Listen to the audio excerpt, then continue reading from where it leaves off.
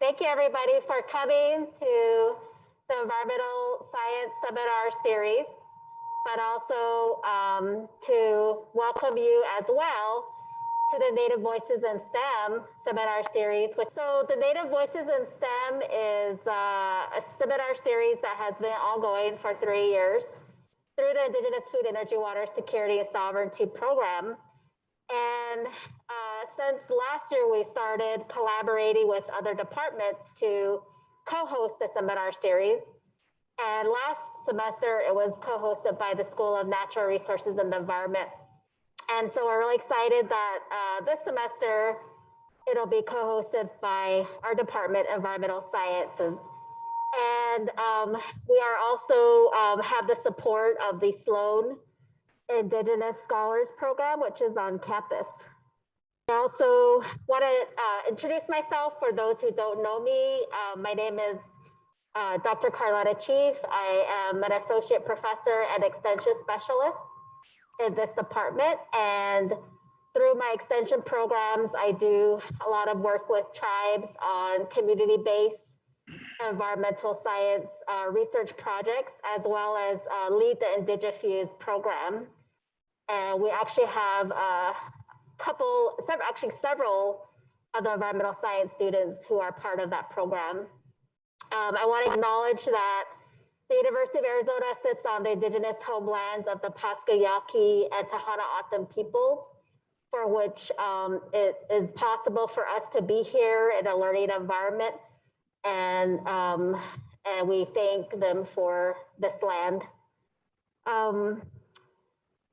This seminar speaker today is Dr. Gregory Cajete, and he'll be speaking on the topic of Native STEM education. Dr. Cajete has a wealth of knowledge in the area of Native science. He's written several books, and I encourage you to go look online for his books. And he is Tewa from Santa Clara Pueblo, New Mexico. He's also a scholar of herbalism and holistic health. He designs culturally responsive curricula geared towards the learning styles of Native American students. He worked at the Institute of American Indian Arts in Santa Fe for 21 years, and while he was there, he served as Dean of the Center for Research and Cultural Exchange. He's also was the chair of the Native American Studies and professor of Ethno-Science, and he's the former director of Native American Studies, and currently is a Professor Emeritus in the Division of Language, Literacy, and Socio-Cultural Studies in the College of Education at the University of New Mexico. So without further ado, I will turn over the platform to Dr. Gregory Cajete, and thank you again for joining us today.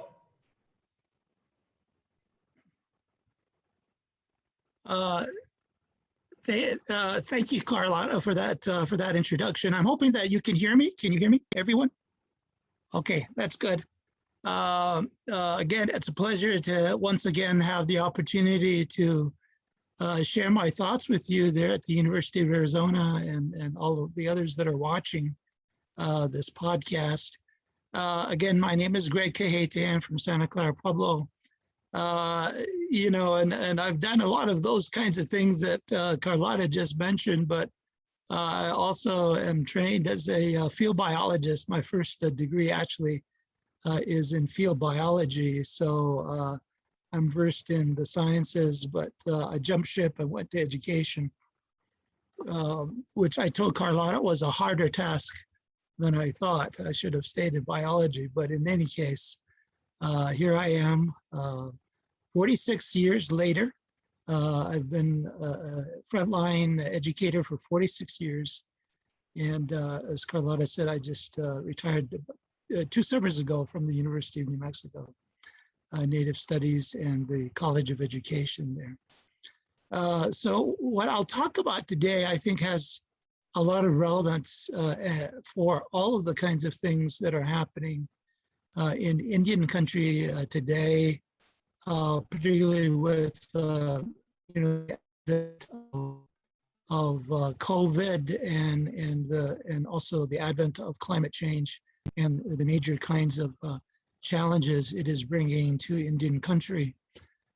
So one of the key thoughts and perspectives that I'm going to talk about this afternoon really deals with getting more Native students into science and science-related fields, because the need is great, has always been great, but it will become greater in the next decade, particularly because of issues related to climate change. So my work in Native science, and particularly my work as an educator, really tells me that we need a new generation of Native scientists who have a sense for their own Native science, but also have a sense for a new and evolving expression of science into a climate changed, challenged world that we are entering and that we have been in for quite some time already. So my science and Native Americans is my focus, and community education and Native science, and how that is so interrelated in the context of the work ahead.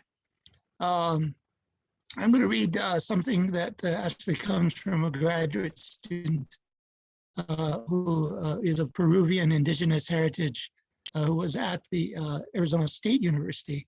And in 2018, she contends that cultural psychologists point out that the negative effects is that that Native people feel with regard to higher education stems from the fact that many of the educational interventions have not,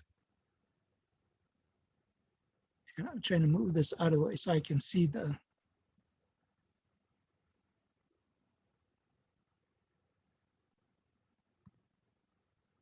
there we go. So again, Linda Tello,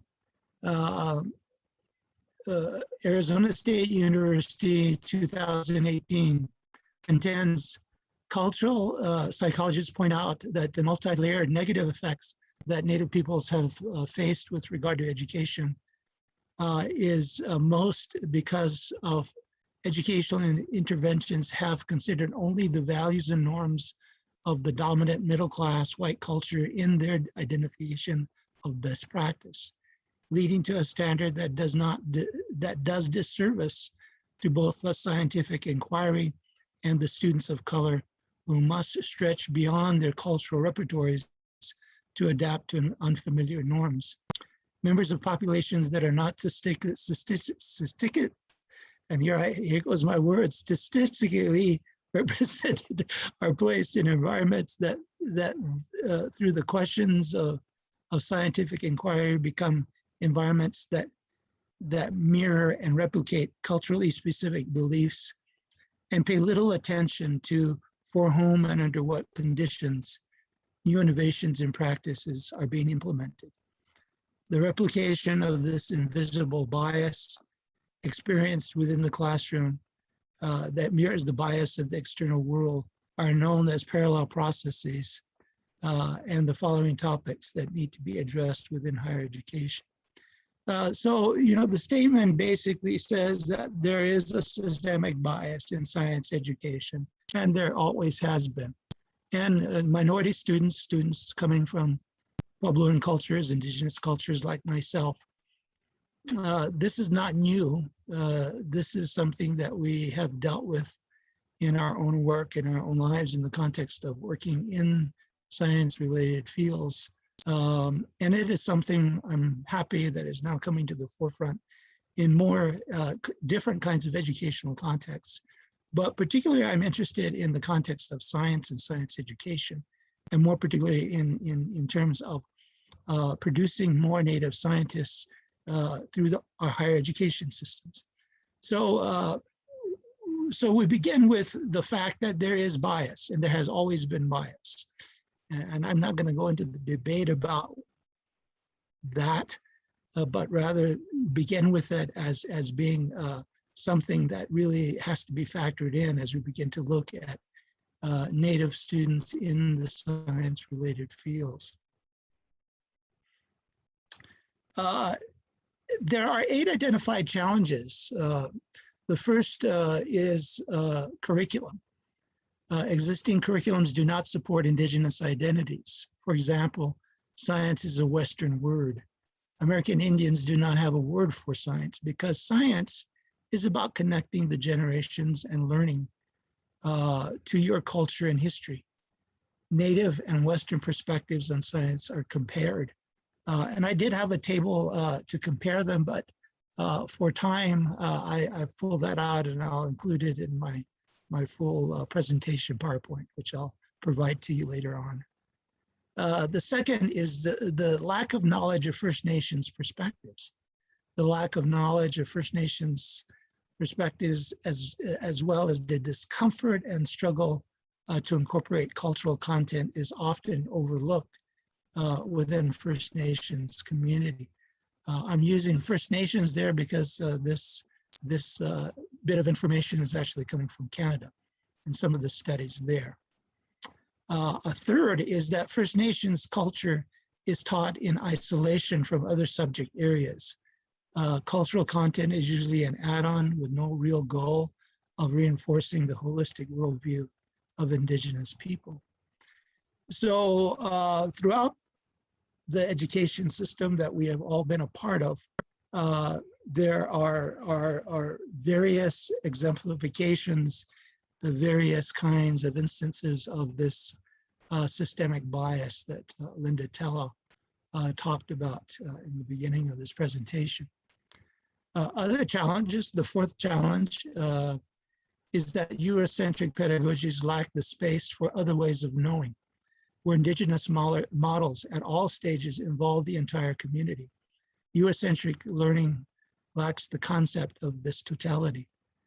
Indigenous pedagogies include ways of transferring knowledge through language and other symbolic means while respecting other cultures, perspectives, and realms of being.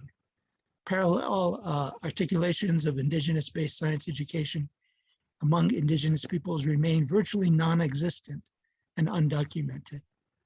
Curriculums can make space for Indigenous pedagogies, ways of knowing, by including the following approaches: experiential learning, learning by doing and seeing; sharing circles, storytelling, learning by acting, listening, imagination, and coding; drawing, painting, singing, learning through creative synthesis; elder guidance, observation; tutoring, learning through apprenticeship, informal and formal education; ritual and ceremony, learning through initiation, connecting to the spirits; dreaming and imagination, learning through unconscious imagery; and 9, supervised and unsupervised participation, and also intergenerational teaching. Now, some of this comes from my work, but it also comes from colleagues from both the United States and Canada.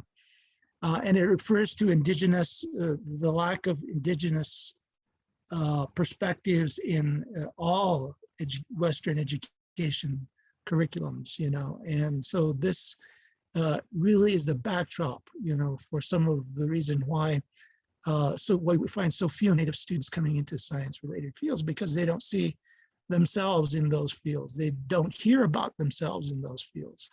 And so part of really the context of my argument is that we have to begin to bring Native perspectives into the field, into the teaching, into the learning of science in appropriate ways, in ways that make sense, in ways that are useful really in the context of learning science.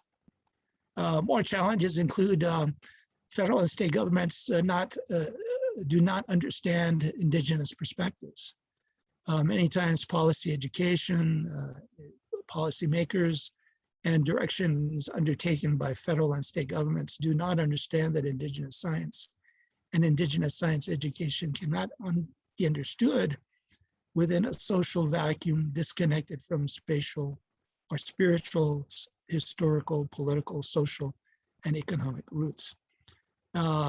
What that does there is that builds the case for a more comprehensive contexting of science teaching within these different realms of knowledge and perspective. And then 6 is Indigenous identities. According to Aikenhead, another Canadian scholar, Indigenous identities are not strengthened when school science does not nurture students' Indigenous identities or strengthen their resilience.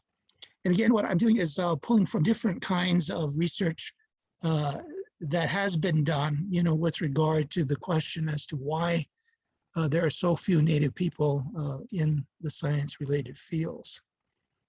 7th challenge is historical and ongoing experiences of racialized students. A manifestation that these experiences is the incorrect identification of Native identities. So this means basically that because Native people themselves have not felt that science has been a part of their normal identity, and there's a history to that. The Native history of cultural loss, being inappropriately labeled Indigenous people as racist, even though it may not be a conscious act. Another manifestation of these perspectives is racial and cultural discrimination via intolerance of others by the majority culture students, faculty, administrations in higher education systems. Again, these are kinds of questions of long-term situations that have existed in higher education and have existed in science education as a whole, that are finally being examined. They're finally being become a focus in the context of higher education. And I think that's a very important thing. That's a healthy thing, because when you focus on these kinds of long-term manifestations of structural bias, you begin to change the attitudes of all involved, and it has a direct impact in terms of particularly Native students, with regard to their inclusion and their coming into the fields of science. An 8th challenge is the lack of resources and materials.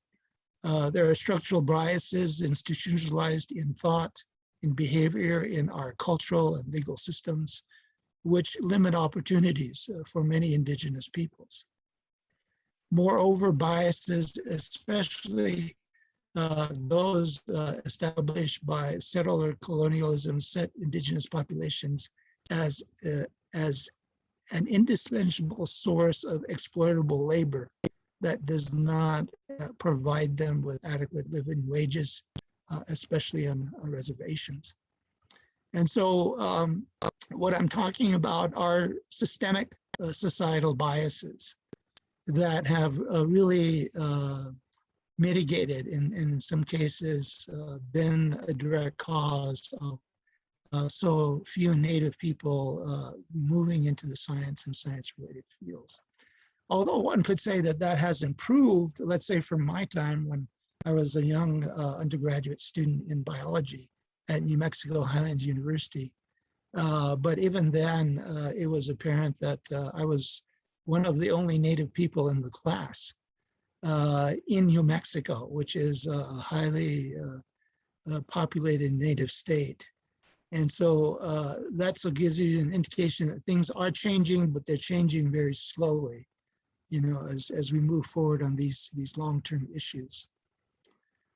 One of the things that I've worked on, as a professor and also as a scholar, researcher, has been really the importance of recognizing Indigenous knowledge building bridges between native and Western knowledge systems of the knowledge of the Western, or building bridges between native and Western knowledge of the natural world is what I meant to say.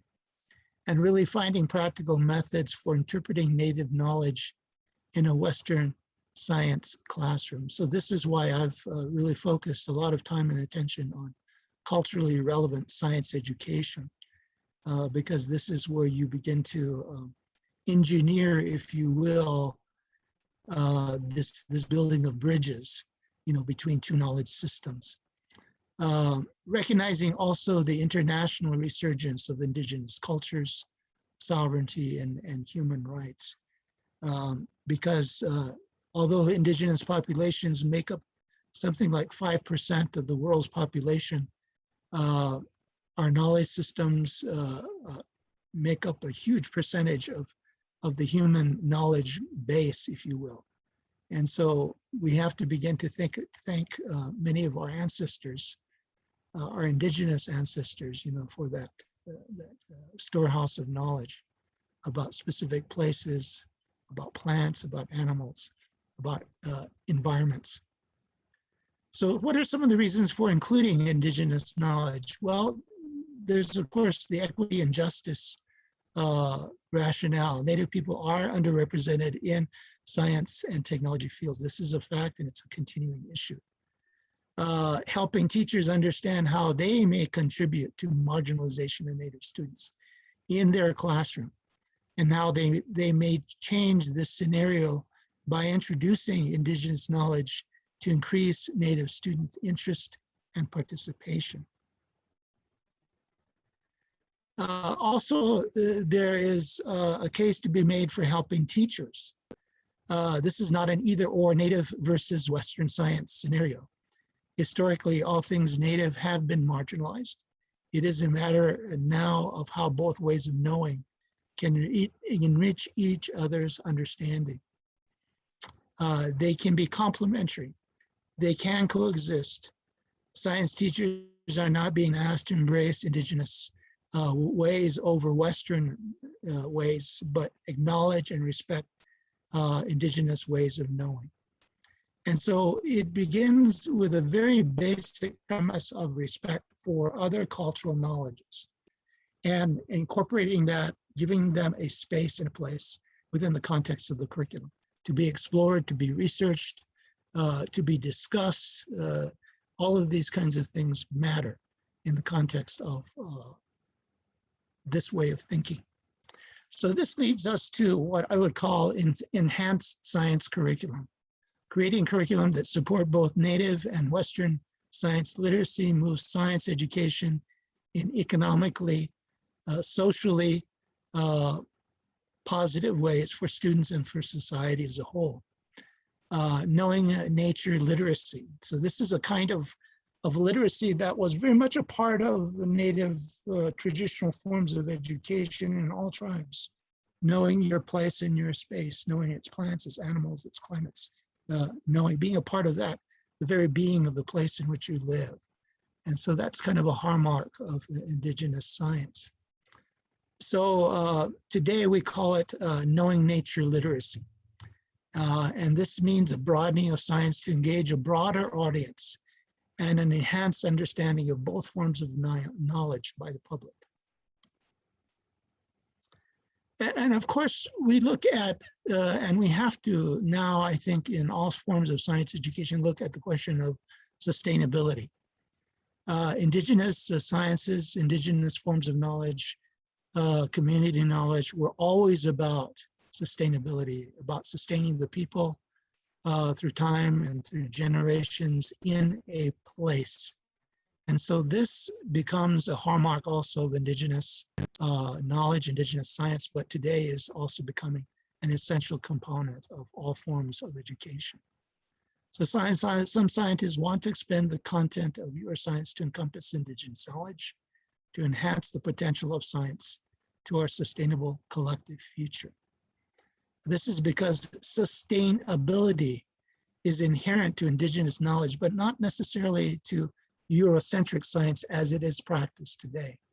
It's not that it isn't in European indigenous forms of science at one time in history, but it's not there in any real substantial way today, but it's becoming so.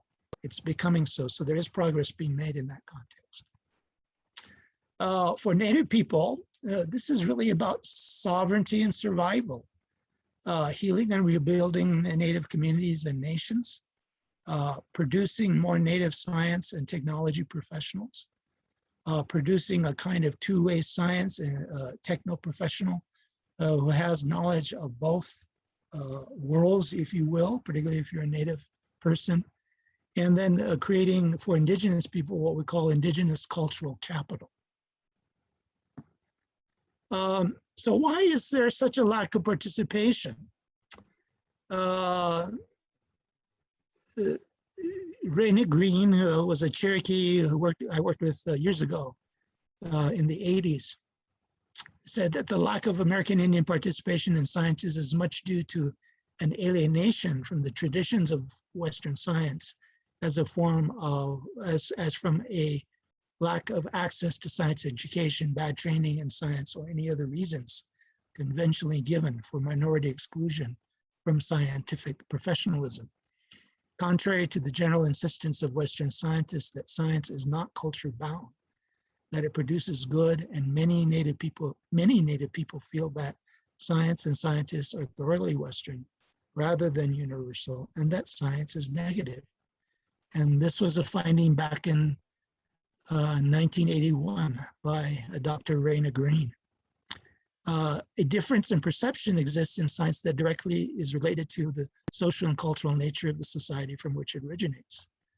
This must be seriously addressed if Native Americans are to increase their active participation in modern science. So what are some of the perceptions of science in Native communities? Another colleague of mine, Keith James, who was actually at University of Arizona for a bit of time there, a decade ago or so, wrote a book called Science in Native Communities. And in that he summarizes the issues of science for Native communities and states that there's a recognition in the Native community that there's a need for all forms of Western education and skills, but there's also recognition that Western education, particularly related to science and technology, as they are taught in schools, many times do not align with the needs of the community, or are they appropriate or are inappropriate rather, and ineffective in the social and cultural context of Native communities. Native people who are educated in this form of education are often lured away from the reservation by corporations and governments and urban centers, leading to what is referred to as the reservation brain drain. So again, Native communities are cautious, you know, when they look at the whole field of science and science professionals. Other roots of the problem include economic roots. Again, the need for why science is important for Native communities is that the high underemployment rates, where even educated Indians can't find jobs in their communities. And also the physical condition of many of our communities, such as poor infrastructure and equipment, sociological roots such as family and community problems that weigh down many Native students, institutional or programmatic roots such as history of material and systems that are culturally inappropriate at best and assimilationist at worst. So, so there is research that really supports this lack of participation that you find among Native people with regard to science-related fields. Other issues are a long-standing mistrust of governmental and educational institutions, poor individual and community health, polarization, infighting between various groups, all of which make for a deep struggle of both individuals and communities to emerge from such situations. Added to this is the impact of sometimes exploitative control of federal and corporate entities, which through various political and otherwise self-serving policies perpetuate weak social governance and economic structures, all of which add to the lack of participation of Native people in science and technology-related education. So many of our tribal colleges certainly have stepped up and attempted to address exactly these kinds of issues in the context of the communities that they serve. One of my colleagues at the University of New Mexico, who was the director of sustainability studies, who also retired the same year I did a study just specifically for New Mexico tribes. And this study was very general. He just looked at what would happen if more Native students from our Pueblo, Navajo, Apache communities in New Mexico got a baseline, BA degree in some field, some area, and how would it impact their community, their own personal livelihood, etc. So he found that education, particularly the attainment of college degrees, is potentially one of the most powerful ways of transforming a society. And going on that premise, education increases earning power, access to employment throughout life.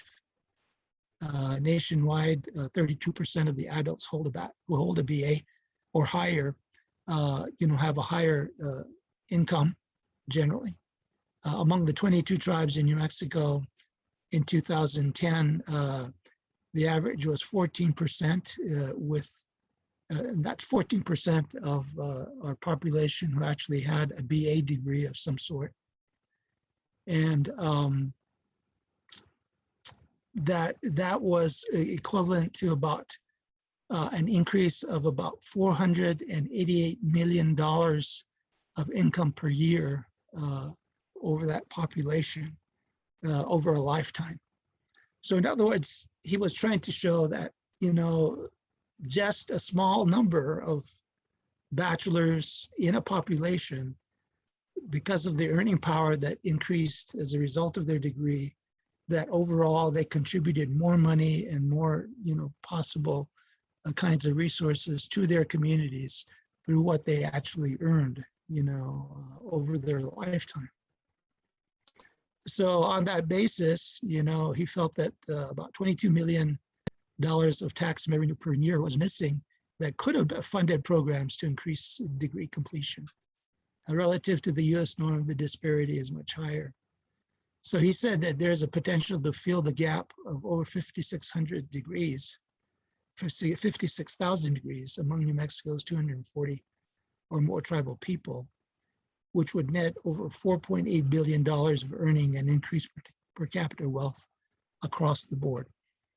So just on that economic argument, you can see that more Native people going to college, getting degrees, but more really science degrees, which pay higher salaries, will increase the wealth essentially of those communities. So I'm running out of time, so I'm going to move on.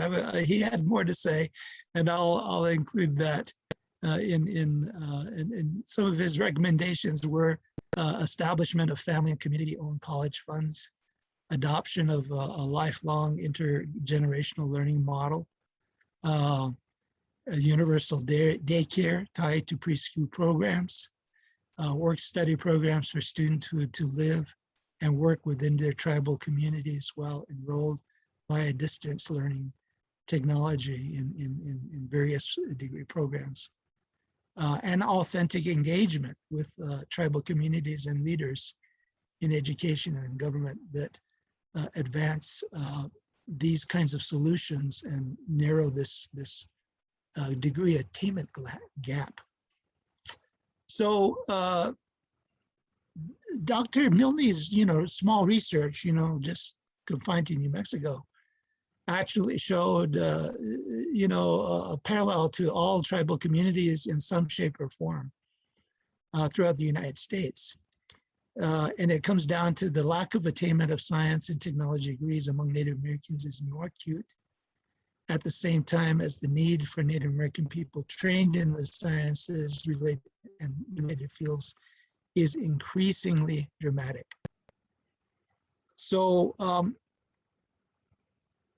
going to finish with this since I only have about 5 minutes. One way is to begin to advocate or how these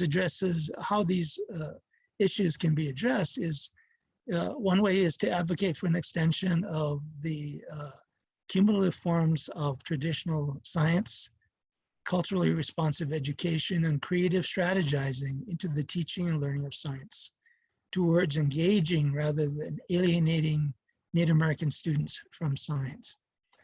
The insights gained from research in these areas and other implications for the way science is communicated to Native American students form the orienting strategy for creating culturally responsive science curriculum for Native learners.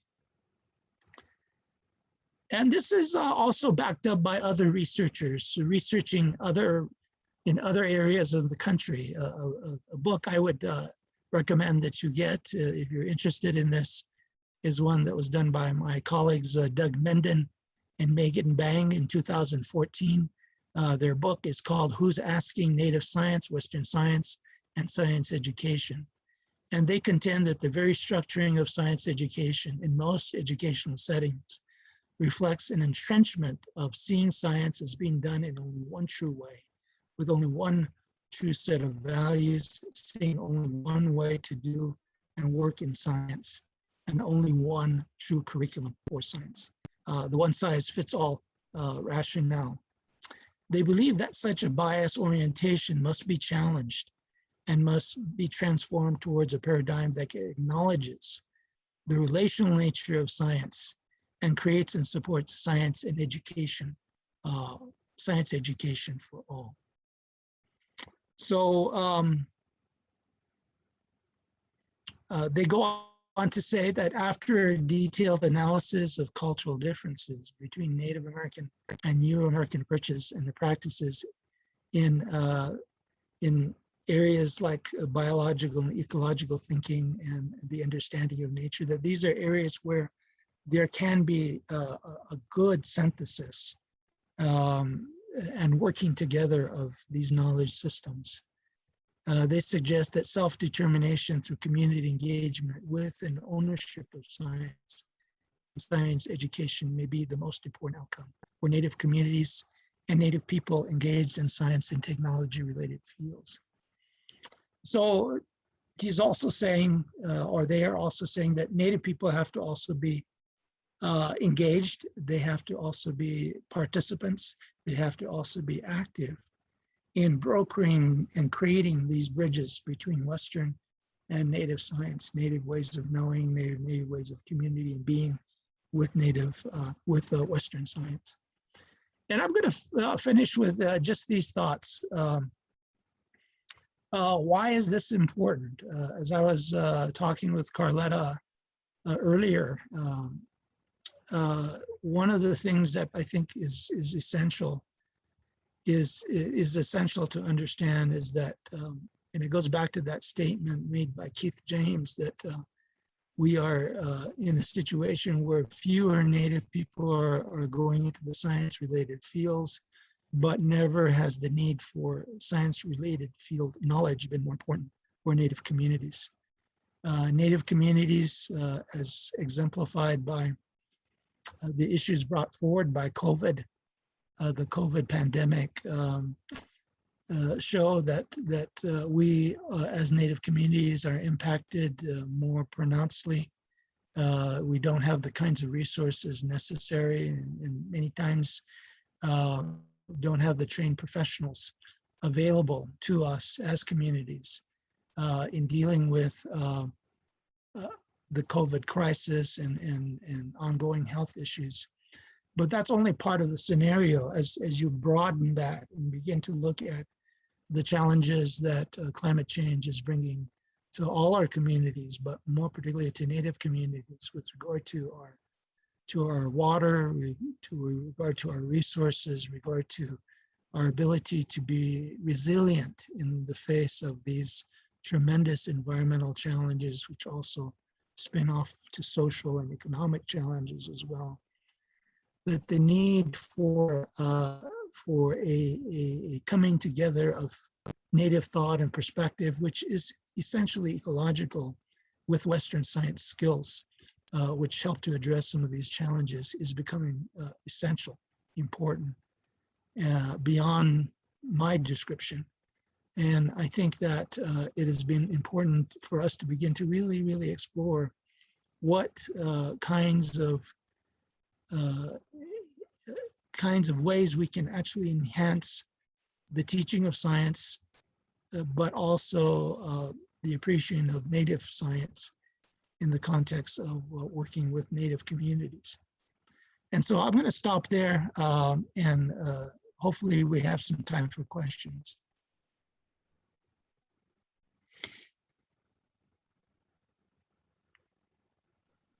Oh, thank you, Dr. Cajete. This time we'll ask for any questions out there.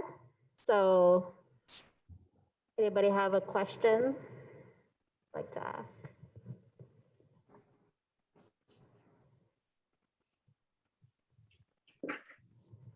I have a question. Dr. Cajete, I was wanting to know, how would you think, or how would you approach implementing the curriculum that, like, Dr. James talked about and your other colleague at UNM? How would you see it be implemented in more predominantly white institutions? Well, I think, and this is happening already in many of our higher education institutions, really taking a hard, honest look at systemic bias that I said does exist. I experienced it, and I think most minority students in the sciences, in higher education as a whole, have experienced that. And so there's concerted efforts on the part of institutions to look at, the nature of systemic bias and how that reveals itself in so many different ways in the context of higher education, and particularly in terms of the curriculum, and more specifically in terms of science curriculum and the way science is taught. And so it's going to take time really to make those changes in the curriculum. But in the meantime, we really have no time to waste. We really have to begin to create contexts and programs and activities that really begin to address these kinds of systemic issues head on, particularly as it impacts certain populations like native populations, and ushering them into the science-related fields. So programs, like that are sponsoring my talk right now are really important in the context of beginning this initiative and actually putting people out in the field already who have the kinds of trainings and the kinds of bridging of knowledge that is so important for students to have as they engage some of the issues and challenges of climate change and communities that communities face today. So thank you for that question. We have one question in the room. So I'd like to have one question posed here. Go ahead. Hi, Dr. Cajete. Thank you for your presentation today.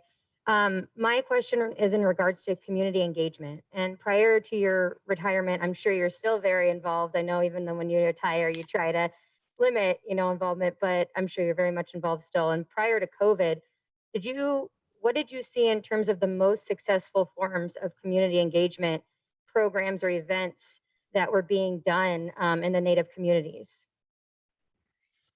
I think those programs where a group, let's say an organization, a university, a research group of some sort, would approach a community and ask them directly, what are your needs? What's important to you to accomplish? And how can we help you accomplish those goals, those agendas? And every community, of course, is different. It's going to have various kinds of issues, but but one of the first things in terms of community engagement is to engage the community on the community's terms. And so, asking that question, how can we help you, immediately reverses the psychology. Rather than what can you do for me, how can we help you, makes all of the difference in terms of engaging communities. And then beginning to see in the context of the resources and the kinds of research that are being done by that organization, where there can be a fit. There can be some sort of collaboration, some sort of bridge, if you will, built between the research being done by a university, let's say, and the needs of a community as they have expressed them, and then begin to build real team effort or teams, essentially, that are comprised of both community and researchers to begin to, authentically address the issue that the community is facing. And so that's one of the immediate ways that I see that works, with most Native communities.